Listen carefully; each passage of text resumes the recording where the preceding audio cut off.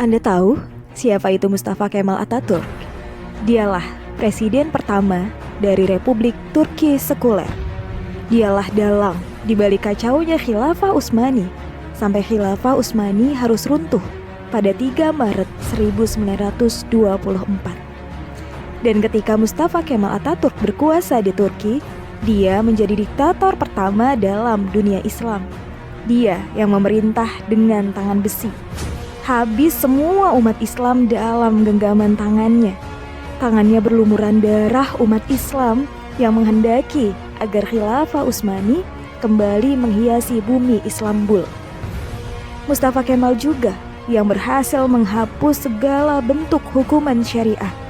Dia yang menghapus hukum potong tangan bagi pencuri, hukum rajam bagi pezina, hukum kisos bagi pembunuh, lalu diganti semua itu dengan hukuman penjara. Tak hanya itu, Mustafa Kemal juga menghapus hukum waris, menyamaratakan ahli waris laki-laki dengan ahli waris perempuan, menghapus hukum hijab bagi muslimah, mengubah Masjid Hagia Sophia menjadi museum.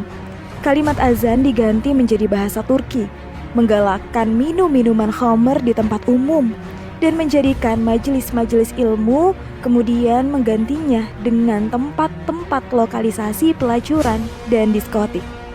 Tak hanya mengubah sistem pemerintahan Turki yang islami menjadi sekuler, Mustafa Kemal juga memiliki sifat sombong sebagaimana Fir'aun.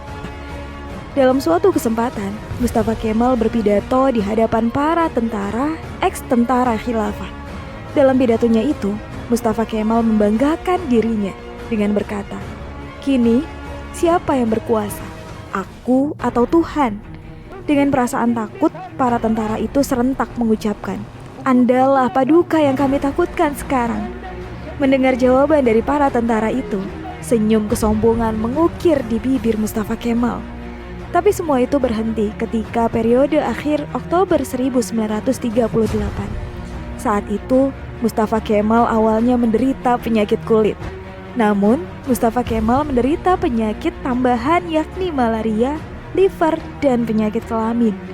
Dokter pribadinya pun memberi salep dan dioleskannya di kulitnya yang luka karena garukan dari kukunya.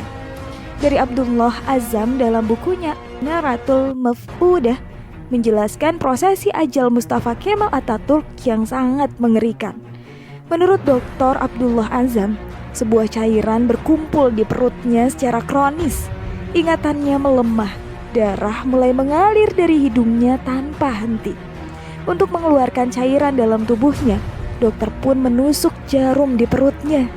Tapi hasilnya, perutnya membusung dan kedua kakinya bengkak. Wajahnya pun menjadi pusat pasi dan terlihat seperti tengkorak. Mustafa Kemal yang sedang sakit menderita itu, kesehariannya dilingkupi rasa panas yang luar biasa. Bahkan, gatal-gatal dari tubuhnya semakin menjadi, hingga dia merasa tak tahan, lalu menjerit sampai terdengar di seluruh istana. Para pekerja istana sangat ketakutan ketika Mustafa Kemal sudah menjerit karena kesakitan. Badannya yang panas hingga melebihi suhu normal membuatnya tak mau masuk istana. Dia minta dibawa ke tengah-tengah laut untuk menurunkan suhu tubuhnya. Tapi ternyata suhu tubuhnya selalu naik dan malah bertambah panas. Syekh Dr. Said Hussein Al-Afani dalam kitabnya Al-Jaza min Jinsil Amal mengisahkan bahwa sebenarnya Mustafa Kemal sudah mulai menderita kanker hati pada tahun 1936. Tapi anehnya para dokter yang mendiagnosa baru mengetahui bahwa Mustafa Kemal terkena kanker hati pada tahun 1938.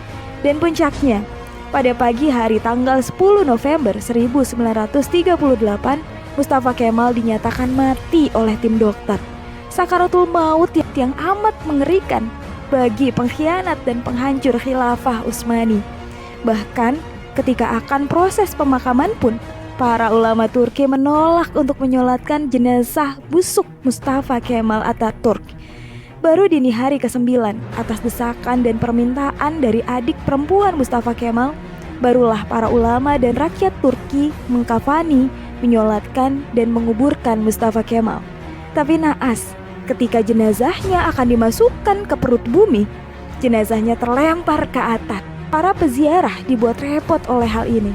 Akhirnya para ulama sepakat untuk menimbun jenazah Mustafa Kemal dengan bebatuan di Bukit Angkara.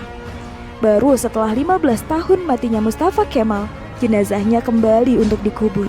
Tapi lagi-lagi bumi menolak jenazah Mustafa Kemal Atatürk.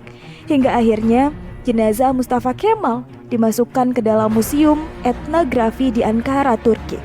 Jenazahnya ditimbun dengan bebatuan marmer yang bobotnya sampai 44 ton. Dan jika Anda pergi ke museum etnografi di Turki untuk melihat makam Mustafa Kemal, para pemandu museum pasti akan menyemprotkan parfum yang paling wangi ke pakaian Anda. Sebab jika Anda sudah mendekati makam Mustafa Kemal, pasti akan tercium bau yang lebih busuk dari bangkai. Pihak museum pun mengakui jika sumber bau busuk itu bukan dari WC atau septic tank yang bocor, melainkan dari areal makam Mustafa Kemal Atatürk. Kisah ini memberikan iktibar, seperti kata beberapa ulama, kalau kamu benci dan mencoba menjegal khilafah, maka kamu akan melawan Allah. Lihat, kematian yang mengerikan menimpa Mustafa Kemal Atatürk laknatullah, si penjegal dan penghancur khilafah Utsmani. Aroma bau yang terus keluar dari makam Mustafa Kemal adalah cara Allah memperingatkan kepada siapa saja yang mencoba sombong dengan kekuasaannya dan melawan syariatnya, maka dia pasti akan mendapatkan kematian yang terhina. Wallahu a'lam bishawab.